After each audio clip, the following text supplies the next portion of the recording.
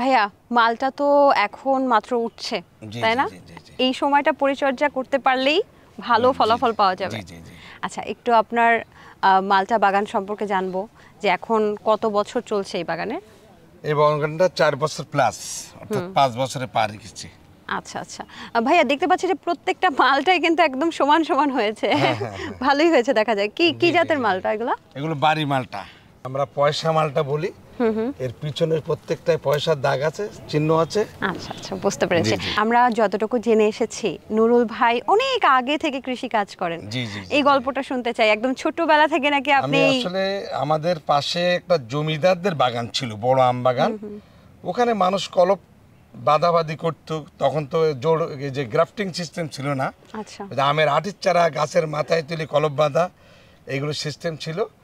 ওটা দেখতাম, ভালো লাগতো। তারপর আমি যখন 7-8 পড়লাম, যখন একটু কাজকাম করতে শিখলাম, তখন পড়াশুনো করি, তার মধ্যে তো সব টুকটাক কাজকাম করতাম।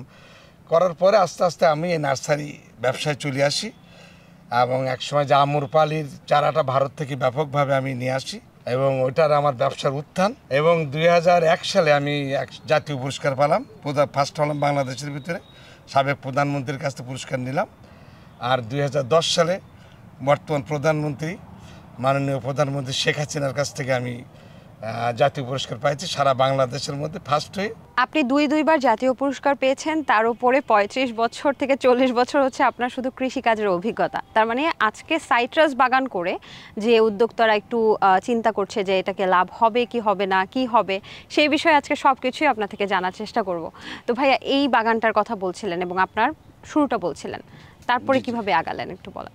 বিভিন্ন অন্য ব্যবসাও জড়ালাম, সেখানে বহু লাভ লসের ভিতর দিয়েই এই পর্যন্ত চলে আসছি। আর এটা ছিল মূলত আমবাগান, এই 18 বিঘে সব আমবাগান ছিল, একদম ভরা আমবাগান। আমবাগান কেটে দিয়ে আমরা আবার এই মালটা বাগানে শুরু করলাম, এবং মালটা বাগানের ব্যবসাটা আসলে খুবই লাভজনক হবে বাংলাদেশে। কারণ বাংলাদেশের মানুষ এই মালটা বাগান সম্পর্কে আসলে বিস্তারিত চাষ ব্যবস্থাটা বুঝতে পারছে না, এই জন্য এগোতে পারছে না। যে আমাদের যে মাটির যে উপাদান আছে, 18টা উপাদান, এই উপাদানের কিছু কিছু উপাদান আছে আমরা আদৌ কখনো দিইনি। যেমন আমরা মোলোডিনাম, কোবাল্ট, ম্যাঙ্গানিজ, তারপর বিশেষ করে বোরন, সালফার, এইগুলো আমরা দেওয়া হয় না তেমন, যার কারণে মানে লস খাচ্ছি। এবং যা জৈব সারটাকে বেশি ব্যবহার করা হচ্ছে না। জৈব সারের বানানো কঠিন, এবং পরিবহন খরচ, বাগানে পৌঁছানো একটা দুরূহ ব্যাপার। তার বিকল্প হিসেবে এখন অনেক ব্যবস্থা আসছে। ট্রাইকোডার্মা কম্পোস্ট, এটা দিলে আপনার এক বস্তা গোবর দিলে যে উপকার হবে, সেইটা আপনার অন্তত 20 বস্তা গোবর দিলে এক বস্তা ট্রাইকোডার কম্পোস্ট দিলে যে উপকার হবে, 20 বস্তা গোবর দিলে সে উপকার হবে। এটা আপনার যে ছত্রাকটাকে, উপকারী ছত্রাকটা অনেকভাবে বাড়াই দেওয়া হচ্ছে মাটির। তখন যখন আমরা উপকারী ছত্রাক বাড়াই দিচ্ছি, তখন ওই উপকারী ছত্রাক আবার ক্ষতিকারক ছত্রাক নষ্ট করে ফেলে দিচ্ছে। এবং বিকল্প ইন্ডিয়া একটা আবিষ্কার করেছে ওএসডি কম্পোজার, খুব একটা অনন্য আবিষ্কার। যে কোনো লতা পাতা, গোবর, পোলট্রির বিষটা একসাথে মিশিয়ে ওটা দিলে 1 মাসের মধ্যে জৈব সার তৈরি হয়ে যাচ্ছে। ওএসডি পাতা পচা সারের কথা বলছেন? হ্যাঁ, পাতা পচা বিভিন্ন ঘাস গাছালি যা আমাদের খেতে আছে, আমরা ন্যাচারাল হাতের মাথায় যেটা পাবো।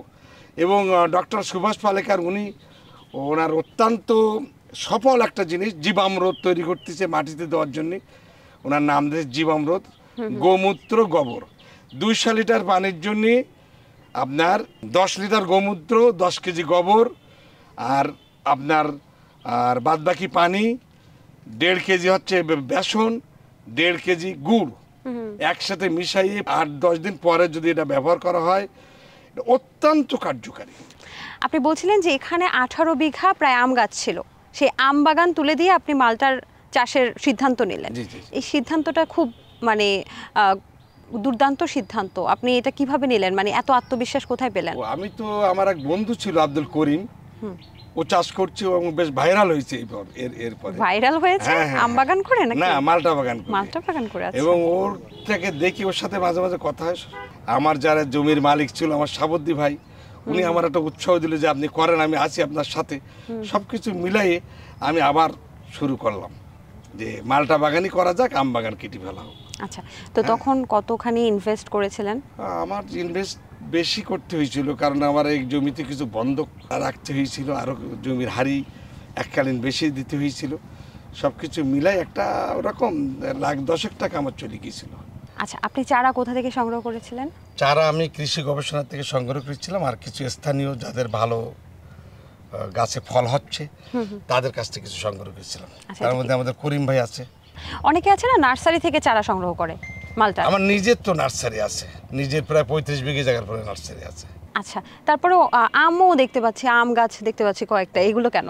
এগুলো আমার আম গাছ ছিল, এই কাটার সময় এই গাছগুলো কেটে রাখা হয়েছে।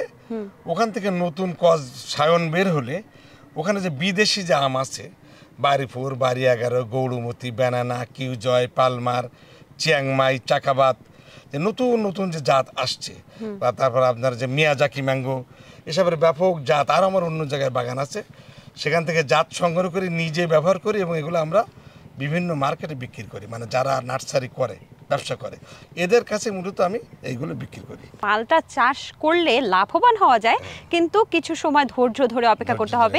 সেই সময়টা ঠিক কতদিন আপনি যদি বলতে চান, যে একদম হাইলি প্রোডাকশন কখন আসবে? হাইলি প্রোডাকশন 3 বছরের মাথায় আসবে। আমাদের আরেকটা বড় সমস্যা হয়ে গেছে যে বাংলাদেশে যে মালটা চাষের এই যে সাইট্রাস গ্রিন রোগ থেকে অনেকে বাঁচতে পারছে না। 2-3 বছর ব্যাপক ফসল হচ্ছে, জৈব সার দিচ্ছে না। এই 2 বছর পরে, 3 বছর পরে এই সাইট্রাস গ্রিনে আক্রান্ত হয়ে গাছ ধ্বংস হয়ে যাচ্ছে। এই জন্যই ব্যাপক জৈব সার ব্যবহার করতে হবে, চোখ বুঝাইয়ে ব্যবহার করতে হবে, বিকল্প কোনো ব্যবস্থা নেই। এবং যে আধুনিক টেকনোলজি যেসব হয়েছে, এই যে ট্রাইকো কম্পোস্ট, জীবামৃত, যেসব পদ্ধতি হয়েছে, এইসব পদ্ধতি ব্যবহার না করলে ক্ষতিগ্রস্ত হবে সে। অর্থাৎ ভাইয়া, মাটির কিছু খাদ্য গুণ প্রয়োজন থাকে, অর্থাৎ পর্যাপ্ত পরিমাণে জৈব সার, এনজাইম, এই খাদ্য গুণগুলো যদি সঠিকভাবে দেয়া যায়, তাহলে সাইট্রাস গ্রিন নামক যে ভয়ঙ্কর রোগটা বলছেন, এটা অনেকটা কম হবে, অনেকটা কম হবে। এই জায়গাটা সাতক্ষীরা অঞ্চল, তাই না? এখানে তো আসলে লবণাক্ততার পরিমাণ বেশি, মাটিতেও লবণাক্ততা, পানিও লবণাক্ত। আমার প্রশ্ন হচ্ছে, এখানে আপনি কিভাবে সেচের ব্যবস্থা করছেন? এবং অনেকে আছে না যে বাহিরের মিঠা পানির জায়গাগুলোতে যেমন সাইট্রাস হয়, সেগুলো দেখে এনে এখানে করে, তো এখানেও কি ঠিক সমপরিমাণ ভালো ফলাফল হয়? এই লবণাক্ত, হালকা লবণাক্ত এলাকায় মালটার স্বাদ অনেক ভালো হয়, 25% মিষ্টি বেশি লাগবে, কিন্তু রস কি হয়? হ্যাঁ, রস সুন্দর হয়। আচ্ছা, আর বলছিলেন যে সেচের ব্যাপারটা কি আমরা লবণাক্ত পানি দিয়েই করছেন আপনারা? না না না, এটা আমরা তলার থেকে বোরিং করে সেচ দিচ্ছি। জি ভাই, এখানকার তো মালটাগুলো দেখলাম এখনো পরিপক্ক হয়নি। আমি জানি যে ওই পাশেও দেখতে পাচ্ছি, এই পাশ থেকে যে অনেক মালটা আছে, তাহলে ওই পাশটা দেখে আসি আমরা। হ্যাঁ, ঠিক আছে। আচ্ছা, চলো। চলো।